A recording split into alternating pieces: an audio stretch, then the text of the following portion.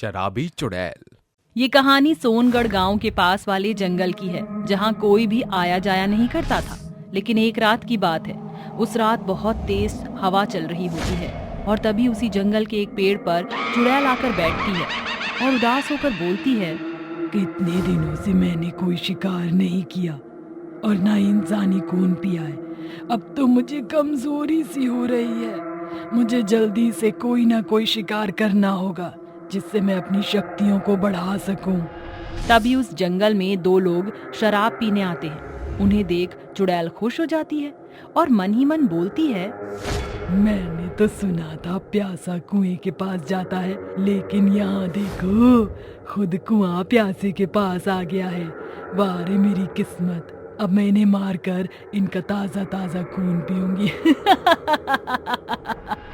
उसी वक्त उनमें से एक आदमी बोलता है।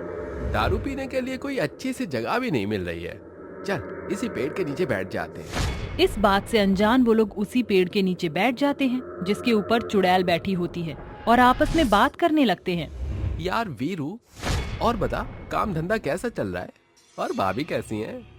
मत पूछ भाई, ज्यादा इमोशनल हो जाऊंगा। क्या मतलब भाई? तेरी इन बातों का मतलब क्या है भाई?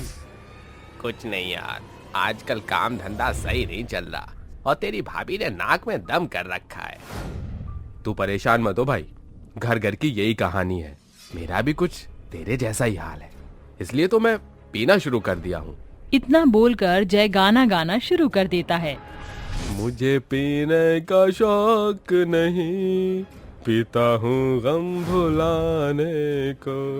शांत हो जा भाई, चल हम अपने गम को बांटते हैं और मिलकर शराब पी। जिसके बाद वो दोनों शराब पीने लगते हैं। तभी उनके सामने चुड़ैल आ जाती है और हंसते हुए बोलती है।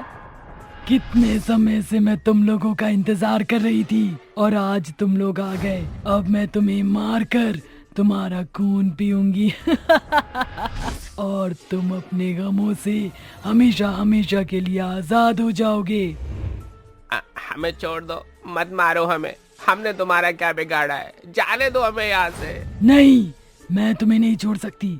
तुम्हें छोड़ दिया तो मुझे भूखे रहना पड़ेगा। इतना बोलकर चुड़ैल उन दोनों को मारकर उनका खून पी जाती है। तभी उसकी नजर उनकी शराब की बोतल पर पड़ती है, जिसे देखकर वो बोलती है। अरे ये क्या भला है, शायद इसी को पीकर वो दोनों इंसान झूम रहे थे। चलो मैं भी इसे पीकर देखती हूँ। जिसके बाद चुड़ैल शराब को पी लेती है और नशे में झूमने लगती है।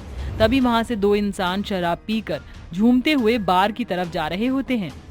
इधर चला मैं उधर चला, जाने कहा मैं किधर अरे नारे में आकर गिर गया। क्या तूने क्या किया? तभी चुड़ैल उन्हें जाते हुए देख उनका पीछा करने लगती है और उनके सामने आकर बोलती है।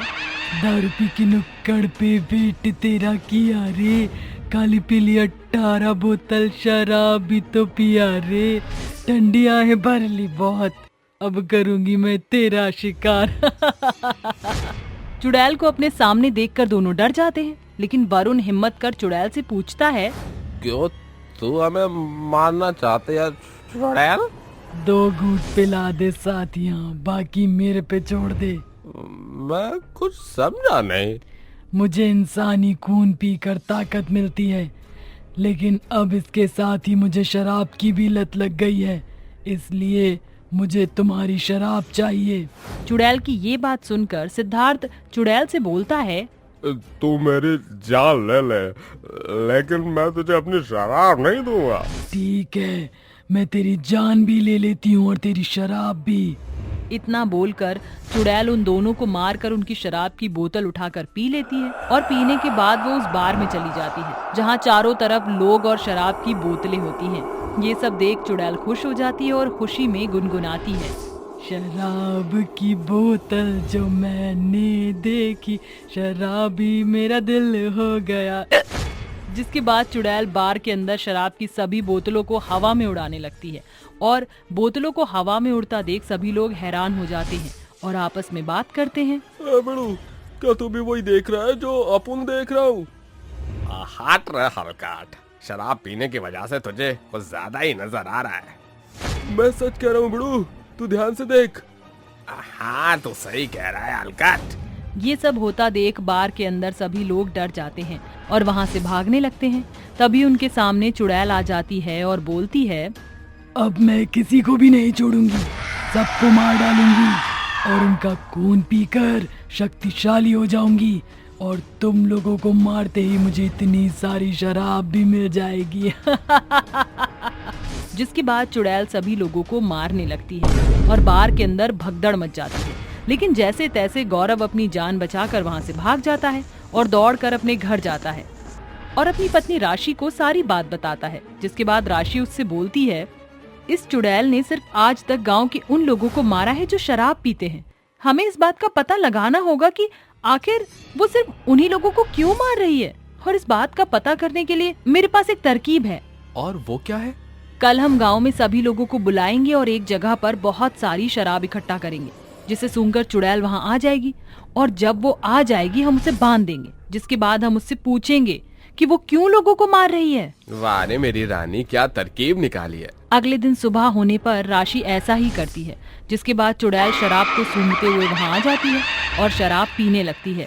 तभी गांव के सभी लोग मिलकर चुपके से उसके ऊपर जाल फेंक देते हैं और वह उसमें फंस जाती है, क्योंकि वो जाल कोई साधारण जाल नहीं होता है। उस पर हनुमान जी का सिंदूर लगा होता है, जिसकी वजह से चुड़ैल उसमें तड़पने लगती है और गुस्से में बोलती है, ये तुमने अच्छा नहीं किया।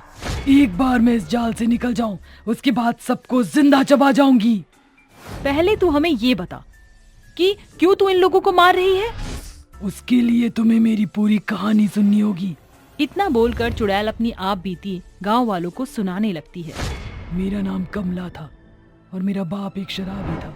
एक दिन वह शराब पीकर जुआ खेल रहा होता है और जुए में सब कुछ हार जाता है। जिसके बाद वो घर आते हैं और मुझसे कहते हैं, आज मैं जुआ खेल रहा था और जुए में तुझे दांव पर लगाया।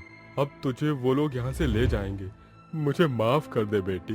ये आपने क्या किया बाबूजी? एक जुए के पीछे आपने अपनी बेटी की जिंदगी दांव पर लगा दी।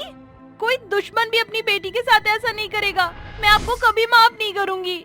इतना बोलकर कमला रोते हुए घर से निकल जाती है और स्टेशन पर जाकर आत्महत्या कर लेती है। और तभी से मैंने कसम खाई थी कि मैं इस दुनिया में एक भी मर्द को जिंदा नहीं छोड़ूंगी।